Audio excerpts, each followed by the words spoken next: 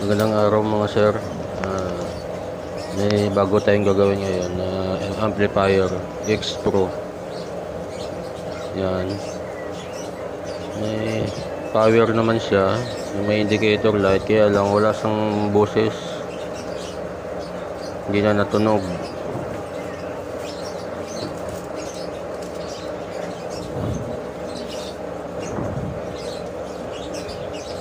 Yan ang ating ngayon gagawin. Yan, subukan natin lagyan ng ng USB para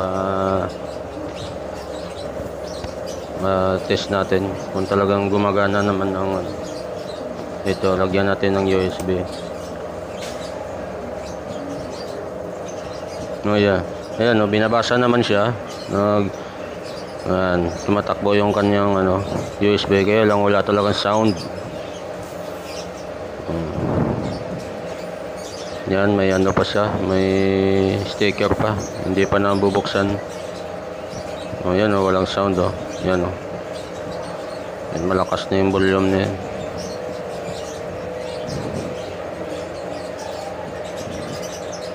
Wala talaga. Bubuksan na natin mga boss at titingnan natin kung ano ang sira nito. Ito mga sir, mag voltage check-in tayo. Tingnan natin ang negative 12 na supply kung mayroon. Ayun, wala mga sir, wala siyang supply sa negative. Ayan, sa positive 12 mayroon siyang supply. Yan, papuntang preamp yan kaya mayroon sa dong indicator light. Yun ang negative, ang missing negative 12. Ayan, sa positive 12 mayroon siya. Yun ang susuyorin natin. Yan mga sir, napansin ko yung fuse nya putol na. Siguradong may shorted dyan sa loob, kaya ganyan. Hindi naman basta-basta puputok yan kung walang may nag-short na pyesa sa loob. Ngayon checkin natin ng lahat ng pyesa, kasi 8 amperes ang fuse nyo ito nga pala mga sir. Yung diode na IN4007 ay open na siya. Yan, open na. Yan. Yan sa galing tinanggal ko na.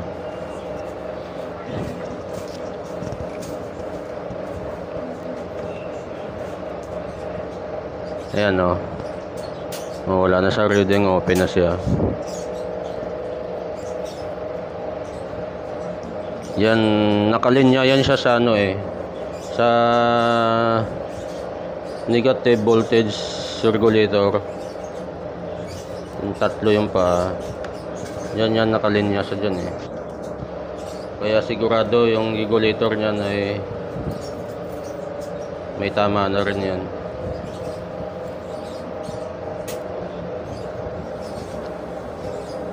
Yan, okay pa naman yung na yan, yung kasama niyang tatlo na diode. Yan, tinitest ko lang, nakita ko lang sa inyo. Yan, good naman yung tatlo. Yung isa lang ang bumigay.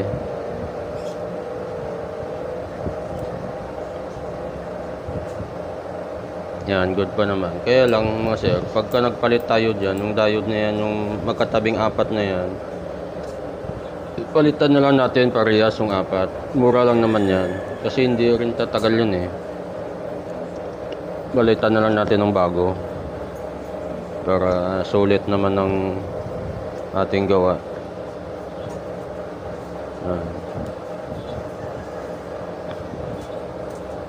Yan, good pa naman siya. Yan lang, hindi natatagal yan pagka ganyan. Lalo na may napansin ako dyan yung may, sunog yung ilalim yung linya ng na yan, yung sunog na diode. sunog yung ano yung board. Kaya nag-jumper ako. Yan, nakita nyo yan yung blow.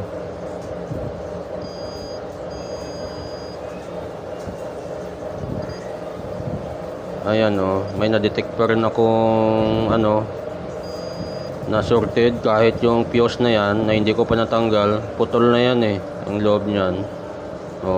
Pag nag-reading ako, may na-detect pa rin akong sorted. Natanggal ko na yung isang sorted na yung open na diode, pero may na-detect pa rin ako. Yan yan putol na yan open na yan pero pagka tinis mo siya, may nadidetect pa akong sorted. Kaya yun ngayon ang hahanapin natin. Yan yung ilalim na yan, yung may wire na blow. Yan itim yung pinakagilid. Yan, sunog yun kaya nag-jumper na lang ako dyan. Sa linya yan, yan sa diode na yan. Katabi lang yan dyan yung regulator, yung negative voltage regulator nya. Yun, kailangan palitan din natin yun. Checkin natin mamaya, pakita ko sa inyo na may tama na rin yun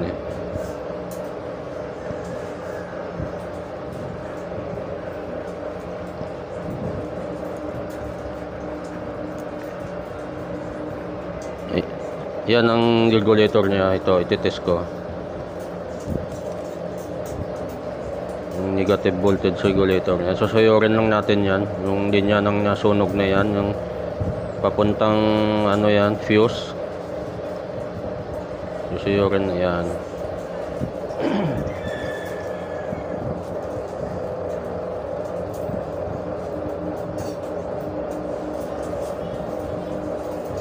Yan, babaklasin lang natin yan para sigurado tayo.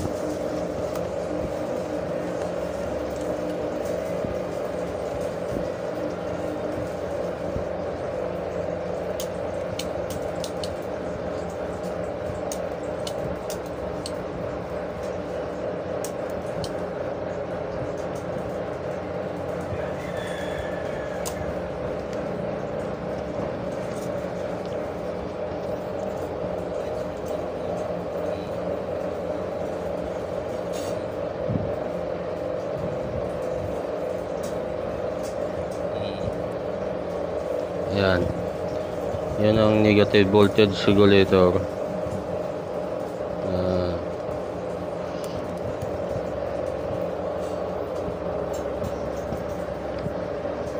Ang number niyan ay 7905.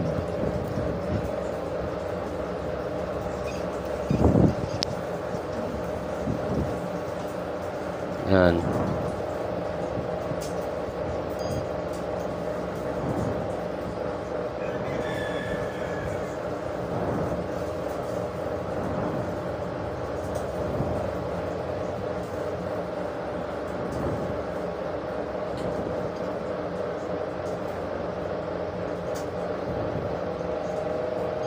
Yan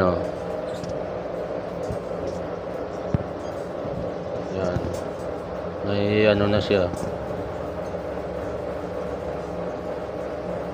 Yan, papalitan na rin natin ng bago yan para tumagal kasi umiinit yan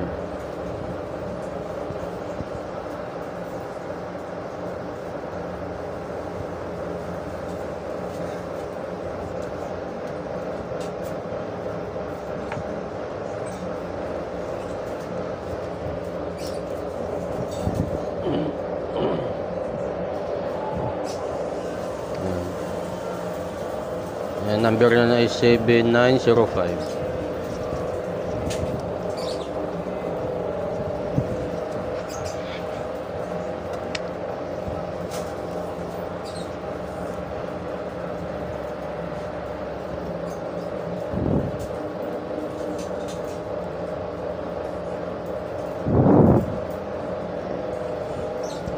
Yan, dyan siya galing. Yan.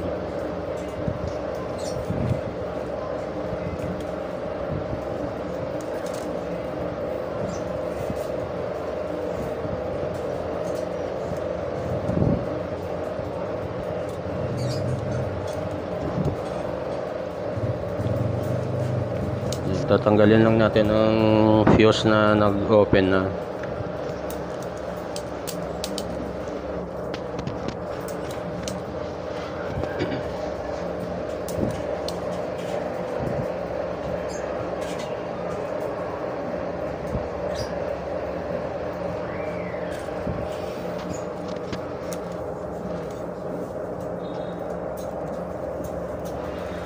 Tingin mo lang to mga sir, medyo maliit lang pero malakas ang buga nito. 600 watts din ito times 2. Saka ano, malinaw, napakaganda. Ayan, open na siya. Putol na sa loob.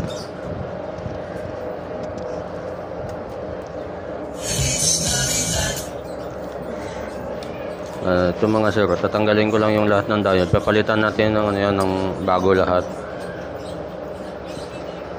para pantay ang reading niya, yung current na kasi magkakatabi kasing apat na yan.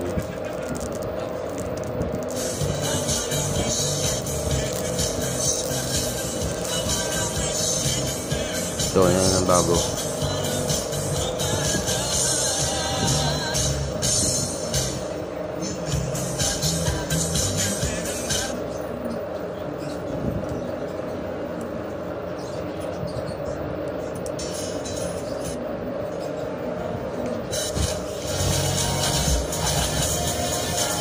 Kailangan natin palitan ng apat na yan kasi baka mag-back job tayo ba, kasi naka-experience na kasi ako nun eh. Isa lang pinalitan ko, ilang araw lang na patugtog, bumigay na naman nung katabi. Kaya pag nagpalit ako dyan, lahat ko na. Saka yung regulator na yun, kailangan din talaga palitan. Lalo nang may ano, nanununog na siya ng ano, board. Taas ng kuryente, sinasakal yung ano na kuryente. Kaya yung fuse na nag-shorted.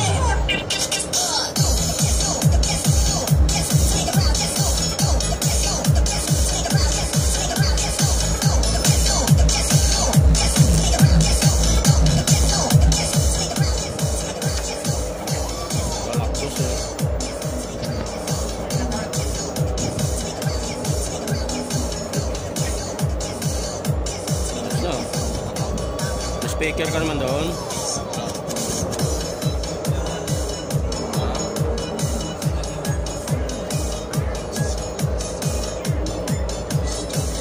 Pwede na yun. Bahay lang, pwede na yun.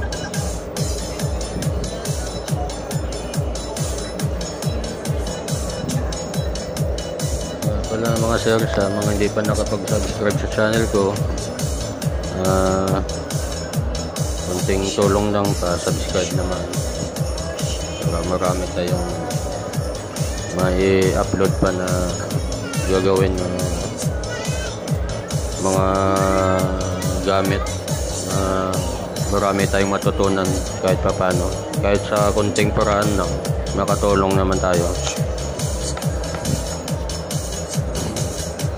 Pwede nyo ito pag-aralan sa mga newbie lang na pag ano, sanay sa pag-troubleshoot. Tsaga-tsaga lang mga boss, matutunan din natin yan. Wala namang hindi nakukuha sa tsaga.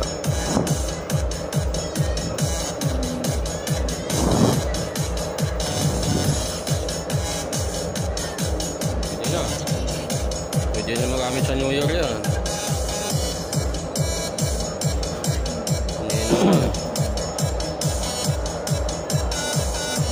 Original yan na ano eh, consort. Auto ng labas.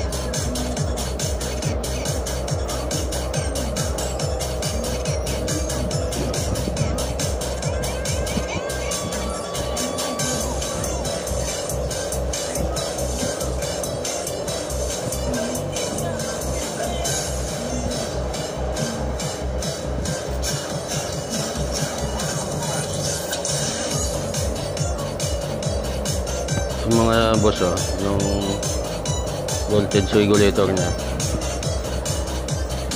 Papalitan natin ng bago.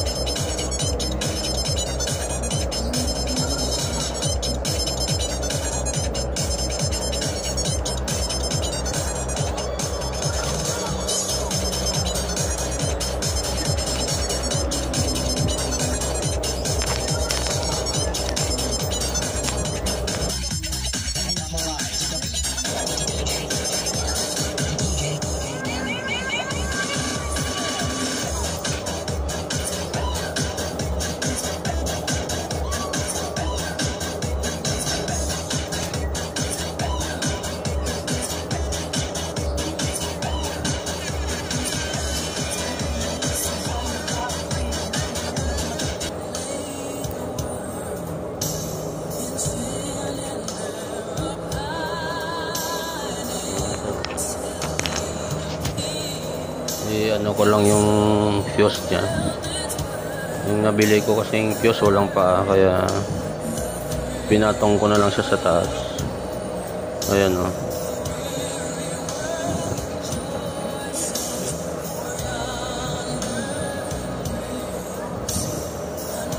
Ayan, wala kasi sampa, kaya dinikit ko na lang siya. Basta importante matibay lang pagkahinang. Yan.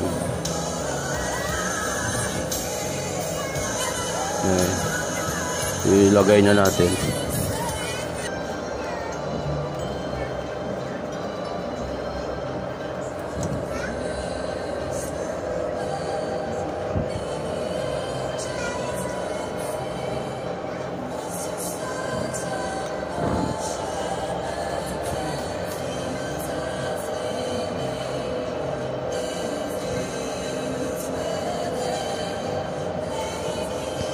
Yung fuse niyan, hindi naman basta-basta puputok yan kung walang may nag-short na pyesa. Yan yung sa ano yun eh, yung isang fuse na yan, yung sa negative supply, yung pumutok na yan. Kaya sa negative supply tayo mag-focus. Yung isa na yung katabi niya, yung sa positive.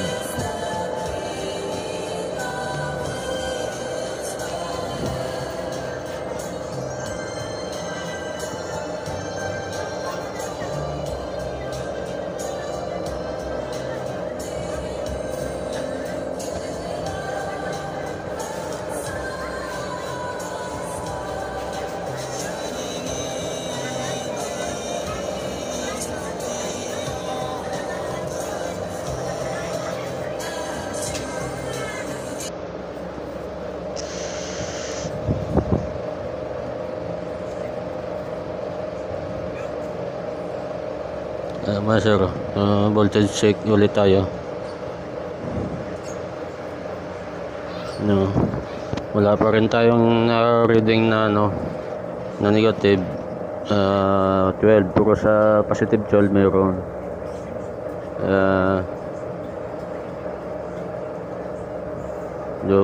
Mag-check ulit tayo. Kailangan natin ano, suyurin ng mabuti, lalo nang may pumutok na fuse.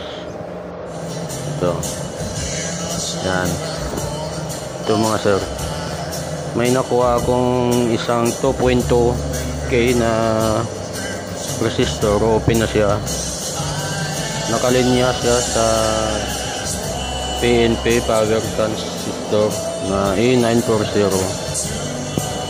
Yan. Ito yung pamalit natin, mas mataas ang wattage, mga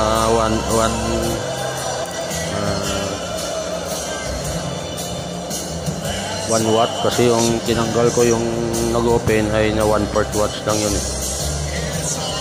Kaya binaklas ko yung yung heatsink, tinanggal ko muna kasi nasa loob siya, pinakaloob siya.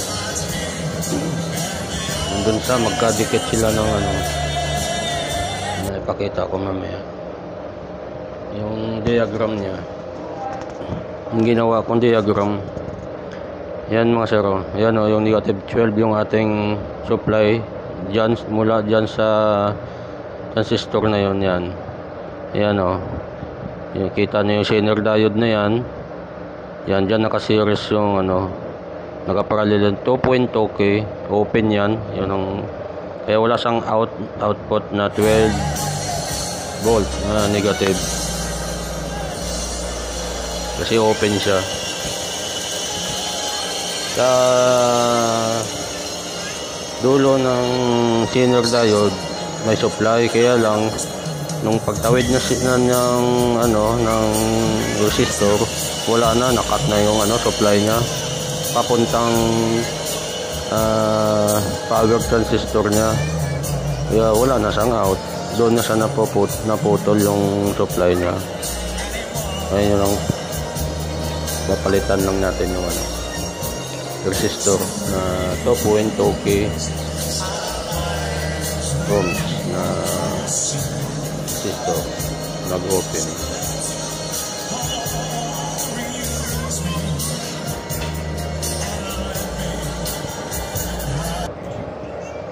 Ito na sir, binalik ko na yan, mag voltage checking na tayo.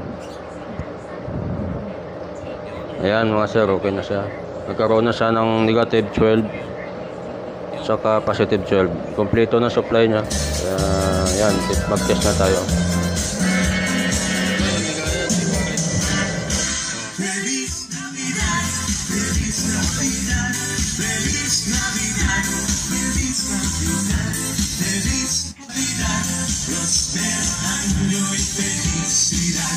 Okay na mga sir, gumagana na siya.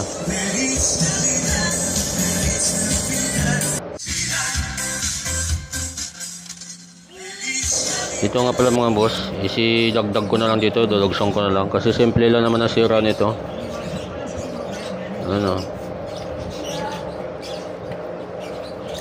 Garalgal yung tunog niya.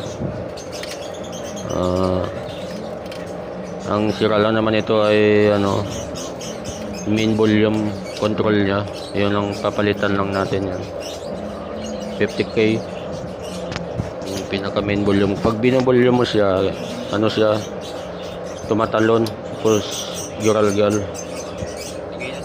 Hindi maganda ang pag pinipihit mo siya, yun, maingay. Yun ang papalitan natin. Yan, nililinis lang ng may-ari. Pinatulong ko na. Ayan boss, pinalitan ko ng 50k. Yun lang main volume control niya.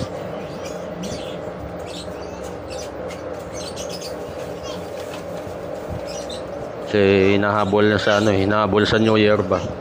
Kailangan mag-video okay. Concert naman ito. Yan.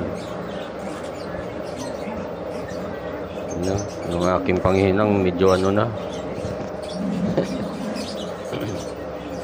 Hindi pa ako nakabili ng bago, pampalit.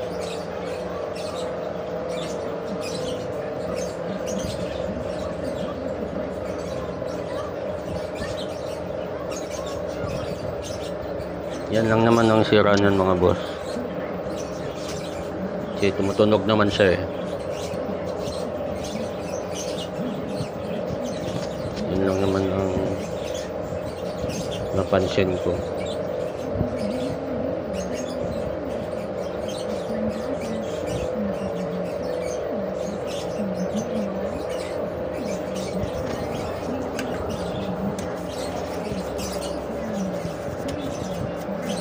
Ayan mga sir, titest na natin to para makapag-video okay ng ating kaibigan.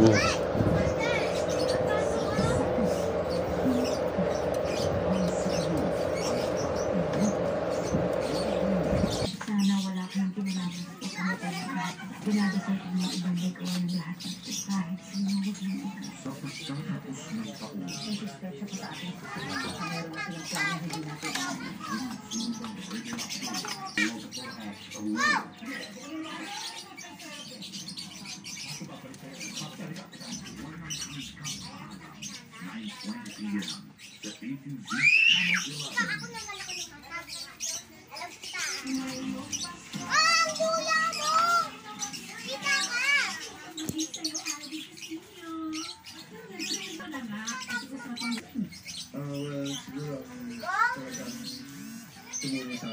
yung family ko. Kasi nung nag-start yung pandemic, talagang pinilit ako ng nanay ko na. Oo,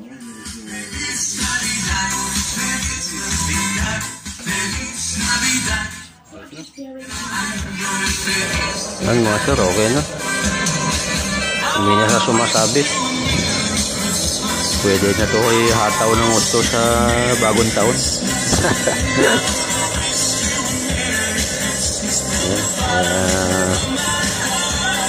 Masaya na ang ating customer.